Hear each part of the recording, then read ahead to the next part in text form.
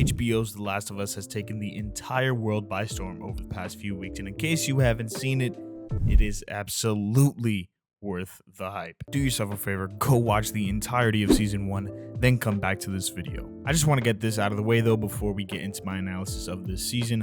I score this first season of The Last of Us an 8 out of 10. Now, that's a good score if you ask me, but as you can see, I don't think this show is perfect, and I'm going to tell you why. Most of what knocks a bit of the score down isn't completely because of how much I love the game. Most of the criticisms I have would have been the exact same had I played the game a million times or not. So don't worry, you won't be hearing too many game comparisons from me. I'll be going over two main aspects of the show that I thought were positives and two that were negatives, and one that includes a bit of both, that being the changes from the game and the show. Without further ado, let's start off on the high end with the first aspect of the show that I and basically everybody else loved, and that's the fact that this was live action.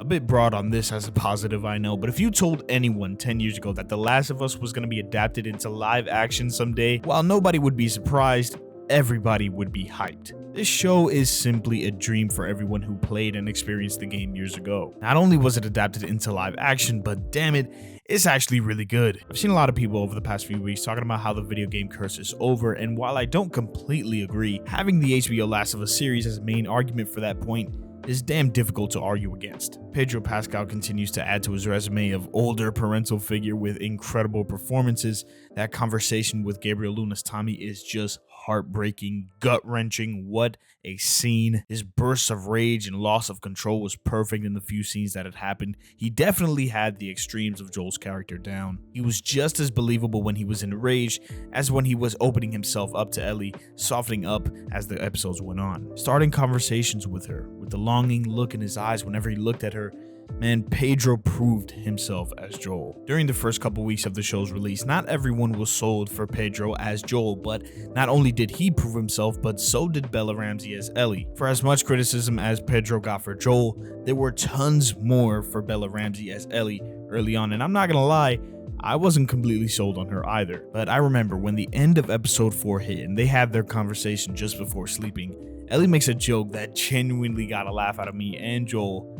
I knew at that moment, everything from this point on with this character was going to be special. The Ellieisms got better and better as the episodes went on, as Bella really got a chance to open up as this character. We all know in the beginning Ellie isn't really all that fond of Joel, so we as the audience know as much about her as Joel does. But with episodes like 7 that were highly criticized with completely ridiculous arguments that I'm not even gonna bother addressing, we got to spend time with Ellie, and Bella Ramsey got to show off her incredible range as this character. Those guttural screams to her being overwhelmed with excitement, it was amazing to see her truly become Ellie. And shout out to the OG Joel, Ellie, and Marlene, of course, all who played a role in this series. They did phenomenal in their roles. Please get these 3 more movie roles. And can I just say, Ellie giving birth to Ellie? Man, what a beautiful idea. Depending on your point of view, maybe it could be a bit corny, but regardless, props to Craig Mazin and Neil Druckmann. And aside from the acting, a shout out to the VFX crew, costume, and set designers that did perfect work on the design of the infected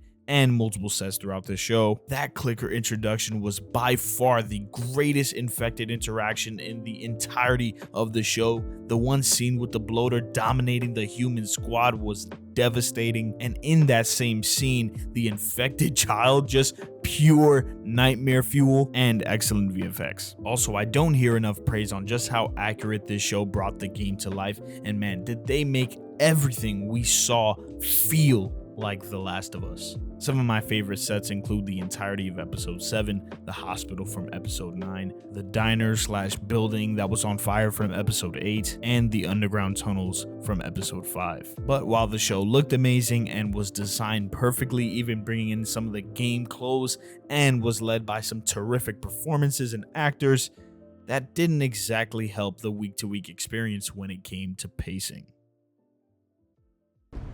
You got up pretty early if you want to grab more sleep. I'm not even tired.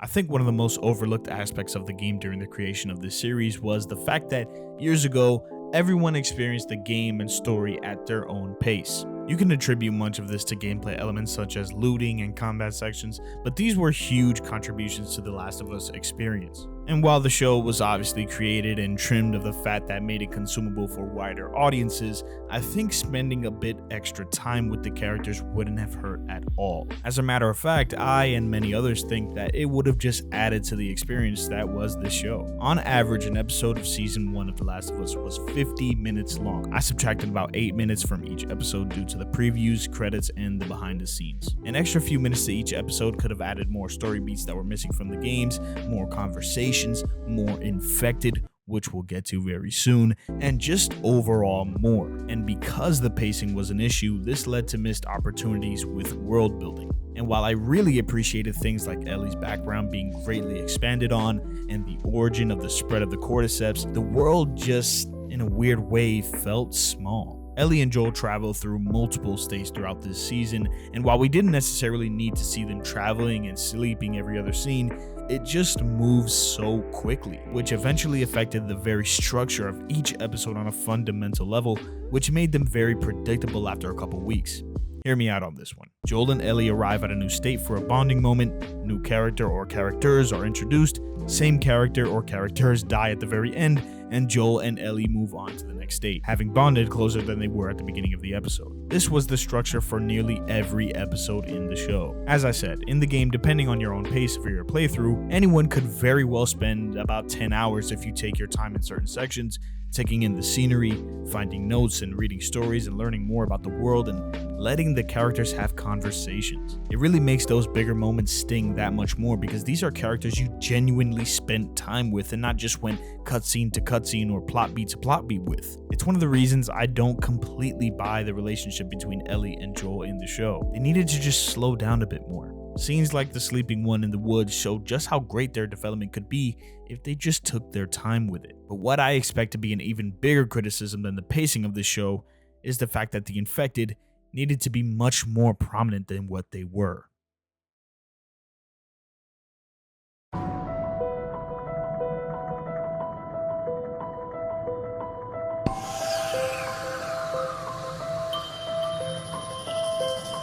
I want to make something clear. The Last of Us is a story about love. The lengths one will go for love, and what humans are capable of when pushed to the edge for their love and survival. You know, humans are the real monsters, you get the point. All of these sentiments under the condition that is the zombie apocalypse. It's not exactly a story that's unique, just executed in a masterful way, but the game made sure to use the infected as a way to facilitate and alter the decisions that our characters have to make. To put it simply, the infected were not a big enough factor in this series. The show just didn't do a good enough job of convincing me that the infected was the reason that the whole world went to waste for 20 years due to the breakout and spread of the cordyceps. I did say I wasn't going to compare the game to the show, but I want to use the game to make the point that the infected played a key role multiple times throughout the story in making the characters opting not to take certain roads, and on the flip side, being forced to take options due to their threat. I think the absence of something like spores and towns being overrun by infected was really missed by the show.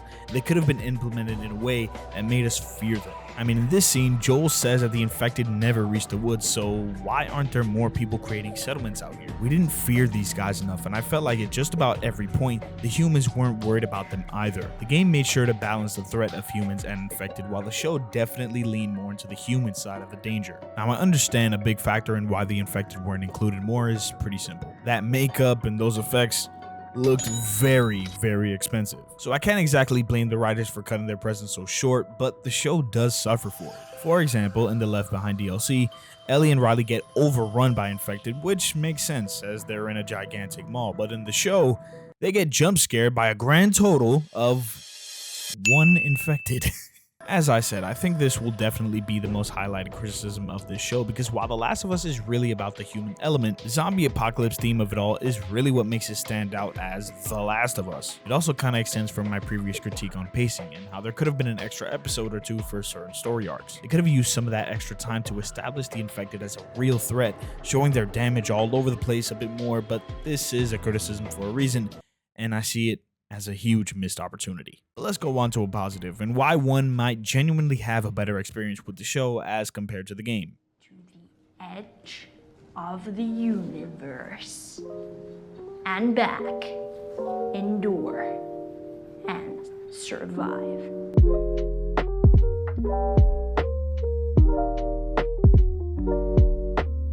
As we all know, the game locks you to one character, that is until you get to play as Ellie of course, but 85% of the game is through the eyes and control of Joel. And I wouldn't say that's a negative about the game, but it is a highlight that the show isn't locked to the perspective of one character. We get to spend time in multiple moments with not just Ellie and Joel, but with Tess during her final stand, with Bill and Frank as they live out to the end of their lives, with Henry as he tries to console Sam, with Maria as her and Ellie get to go off and have their time together, which we didn't see in the game. The fact that at the very least we get a piece of development for most of the minor characters makes this show stand on its own, and ultimately adding to what we love about the series already. The Bill and Frank episode I consider to be among the best when it comes to this positive aspect specifically, as this was made entirely from the ground up and the only episode in which we focused on characters other than Ellie and Joel. I did make a criticism on the world feeling small, unfortunately, but the advantage that this show has is the opportunity to truly expand the world of The Last of Us and telling us stories of others who potentially survived, were brutally or tragically murdered, or even had peaceful ends to their story, like that of Bill and Frank. A couple of other small moments include the intro to the first episode where they speculate on the growth of fungus in the 60s, the intro to episode 2 that included one of the first few people to ever be infected, the David scene where he scolds his people and slaps his stepdaughter, I guess, and of course, the birth of Ellie scene. All of these great moments of the show was due to the ability to freely switch from the perspective of characters, which I look forward to seeing more of in the upcoming season. This goes for all of you too. I'm sure everyone's also eager to switch perspectives to other characters as well. Coming around to the final piece of the show I want to speak on, this part will be both a critique and praise of its many changes.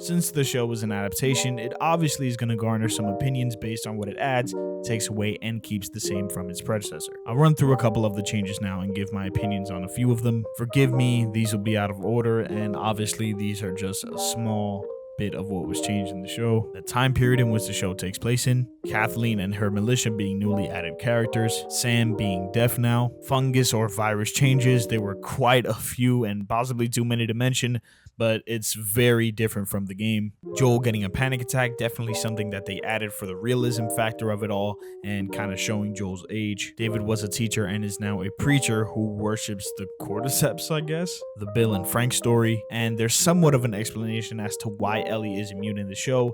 In the game, it's pretty much not looked into whatsoever. Among many other changes to scenes and dialogue and such, it's up to interpretation whether these were good changes or not. One thing that cannot be overstated and denied though is that Craig Mazin has a great respect for the game, and it definitely pays off well. One of the biggest criticisms about adaptations in general is the amount of respect to the original material that the new work contains. And anyone who watched this series knows that this was made by a person who truly loved the original source, and Craig Mazin did a phenomenal job. But I do want to touch on one aspect of the game that I especially miss, and to balance that, I'll be talking about one aspect of the show that I greatly appreciated that deviated from the game. The one incredibly underrated piece of the game's narrative that I loved was Joel's picture with Sarah. And while it doesn't seem like it's that big of a deal, that visual motif is really what helps us believe Joel seeing Ellie as the piece of his heart that's filled by the loss of Sarah. It comes back during the middle of the game, it comes back during the end, it comes back in part 2 after Joel's death, but it wasn't included whatsoever in the show. And because of it not being included, there really isn't anything that connects us to Sarah,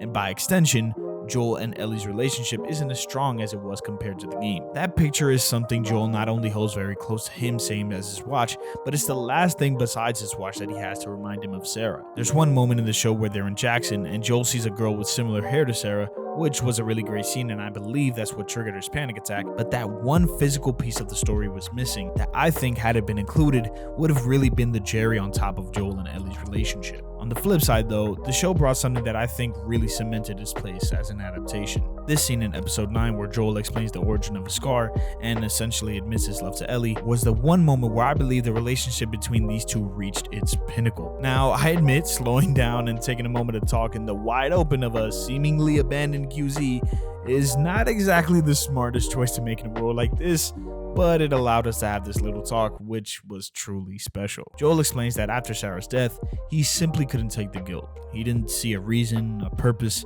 something to keep fighting for, so he was ready to end it. But when he pulled the trigger, he missed due to the nerves basically overtaking him in that moment. Ellie sees this as Joel telling her that time is what eventually healed this wound to get him to where he is now. But Joel tells her no, that time isn't what healed it.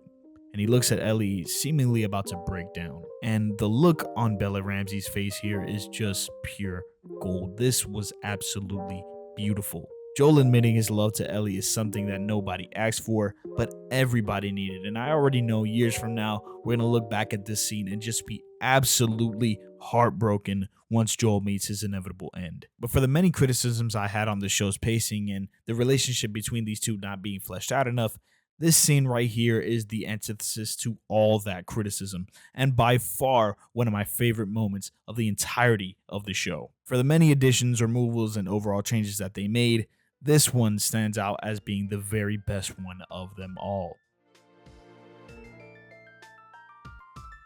You know, I think it's important to stress that this is just season 1 of the show. Not only did it get so much support week to week, but it capitalized and warranted every bit of the noise it made. It's honestly weird to think that prior to the show's release, there were so many people out there who never got to experience the story of The Last of Us. Like, it really astonishes me because I've played through part 1 and 2 so many times. I know the story like the back of my hand, but because it was a video game, so many people had never seen it. And above all else, I think that's what the biggest positive about this show is. People got to see what the story of Ellie and Joel was for the first time in a consumable fashion, and I see it as like their stepping point to becoming iconic characters in the history of facing. It's amazing to think about. But again, nothing is perfect or goes without criticisms. And remember that anyone you hear criticizing the show, I would think is more so doing it out of love of the franchise and not because they want to be contrarians. No amount of criticism at this point is going to prevent a season 2 from dropping, and as fans, we all just want them to make season 2 even better than season 1,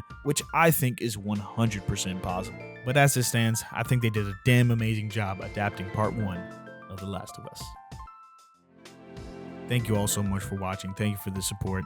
Hope you enjoyed your stay, and farewell.